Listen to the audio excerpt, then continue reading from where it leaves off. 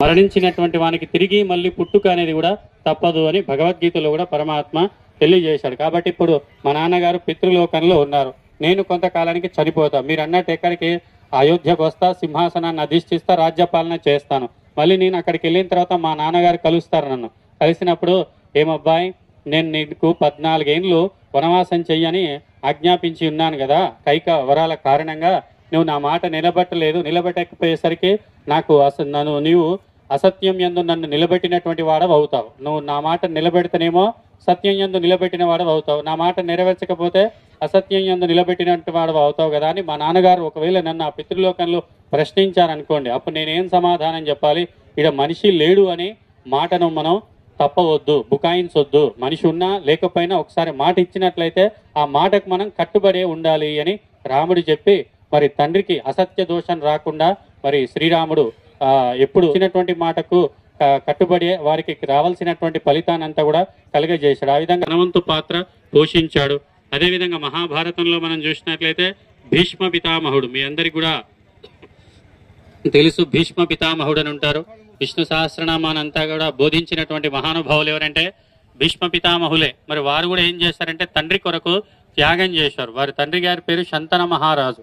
శంతన మహారాజు గారు ఒక కన్యను మరి వాంఛిస్తారు, కోరితే మరి వారు పెట్టినటువంటి షరతులన్నింటికి కూడా అంగీకరిస్తారు. నువ్వు వివాహం చేసుకోవద్దు, నీకు ఏది ఉండొద్దు అంటే ప్రతి షరతుకు కూడా అంగీకరించి ఆయన ఏం చేస్తాడంటే మరి భీషణమైనటువంటి ప్రతిజ్ఞ చేస్తాడు. చేసి అసలు నేను వివాహమే చేసుకున్నాయా, ఇక నాకు పుట్టినటువంటి సంతానం వల్ల నీకు సింహాసనానికి ఏదైనా అవరోధం కలుగుతుందేమని నువ్వు దాశరాజా నువ్వు భావిస్తున్నావు కదా, కాబట్టి అసలు నేను వివాహమే చేసుకోను అని తండ్రి కొరకు తన మరి వివాహ సుఖాన్ని మొదలైన వాటన్నిటిని కూడా భీష్మ పితామహుడు త్యాగం చేస్తాడు.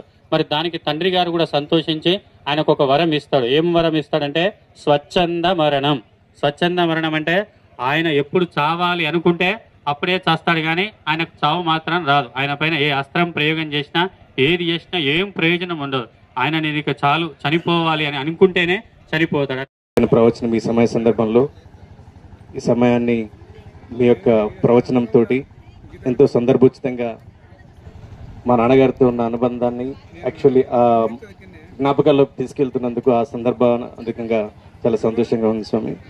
ఉండాలనుకునే తత్వంతో ఉన్న ఫ్యామిలీ అని చెప్పి ఆ ఫ్యామిలీలో ఉన్నందుకు ఫస్ట్ ఆఫ్ ఆల్ మేమందరం కూడా మా నాన్నగారికి అలాంటి ఫ్యామిలీలో మాకు జన్మనిచ్చినందుకు ఫస్ట్ ఆఫ్ ఆల్ కృతజ్ఞతలు తెలుపుతున్నాను మాత్రం.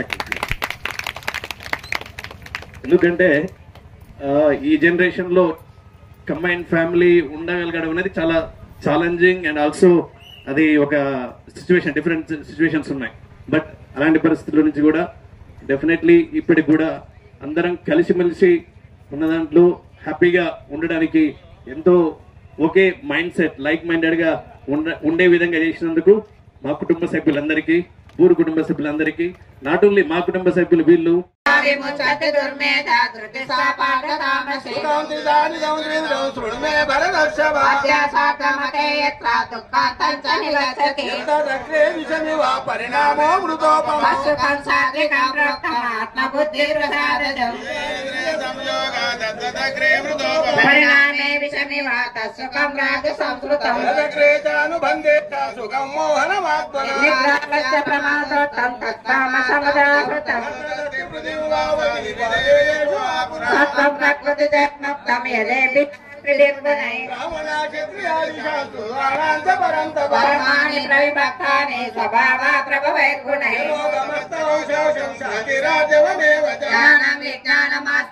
బ్రహ్మ కర్మ స్వభావజ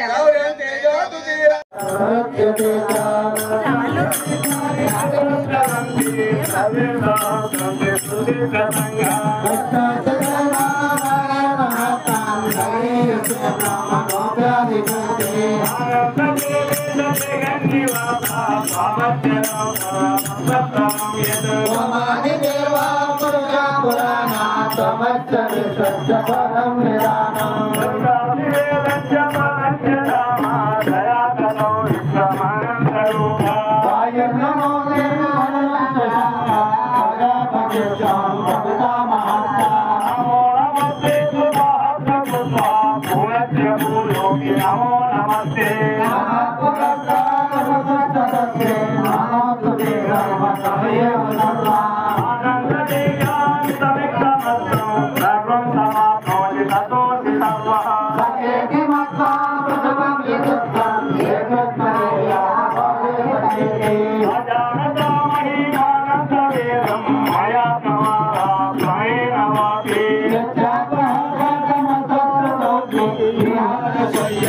అందరు పట్టుకోండమ్మా. రమ్మ గారు రండి, పట్టుకోండి. రాంబాబు గారు, అదేవిధంగా రవికుమార్ గారు, శోభారాణి గారు, కుటుంబ సభ్యులందరూ కూడా రండి, పట్టుకోండి హారతి. మారుతి దేవరా హారతి గుణగరా, మారుతి దేవరా, మారుతి దేవరా హారతి గుణగరా, మా మానసమందు నిలిచి మమ్ముగావరా, మన్యుసు దివ్య భాసితాంగ మమ్ము చూడరా, మంగళము సగరా మరువగలేనురా, మనోవేగ సంచార మదిని చేరరా, మారుతి దేవరా హారతి గుణగరా, మా మానసమందు నిలిచి మమ్ముగావరా, దీన జనుల